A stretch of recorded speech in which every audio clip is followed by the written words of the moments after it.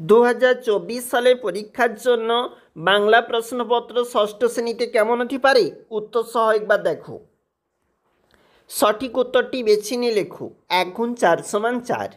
ওর খুব পেট গরম মাছ চাই, কে বলেছিল? সমীরকান্ত দীক্ষিত বলেছিল। আঁচল পেতে ঘুমোয়, ড্যাশ রয়েছে, মানে হবে বিশ্বভুবন। সরস্বতী শব্দের সন্ধি বিচ্ছেদ করলে কোনটি হবে? স্বর যুক্ত বতী। অন্য শব্দের প্রচলিত অর্থ কোনটি? উত্তর হবে ভাত। নিচের প্রশ্নগুলি একটি বাক্যে উত্তর দাও। 1 × 7 = 7। জঙ্গলের পশু স্বভাবতই নীরব কেন?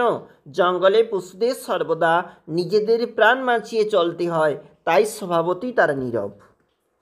শুকনো খড়ের আঁটি কোথায় বোঝাই করা? নৌকার খোলে শুকনো খড়ের আঁটি বোঝাই করা। পরিচ্ছেদ শব্দটি সন্ধি বিচ্ছেদ করো, পরি যুক্ত ছেদ হবে। ষষ্ঠ শব্দটি কি ধরনের শব্দ? এই জাতীয় শব্দের আরও একটি উদাহরণ দাও। ষষ্ঠ শব্দটি হচ্ছে পূরণবাচক শব্দ এবং এই শব্দের আরও একটা উদাহরণ হচ্ছে সপ্তম। সেটি হচ্ছে না, সে হওয়ার জো নেই। বক্তাকে, এখানে বক্তা হলেন বেড়াল। কাকের স্লেটে লেখা যে সংখ্যাগুলি তুমি দেখেছ সেগুলি লেখো। একটা হচ্ছে 7 আর একটা হচ্ছে 2। প্রায় সমচ্চারিত শব্দের ভিন্নার্থক রূপ লেখো। নিপ মানে কদম্ব আর নিপ মানে হচ্ছে রাজা। নিচের প্রশ্নের উত্তর দাও। 2 × 2। এমো পাখি কোথায় দেখতে পাওয়া যায়?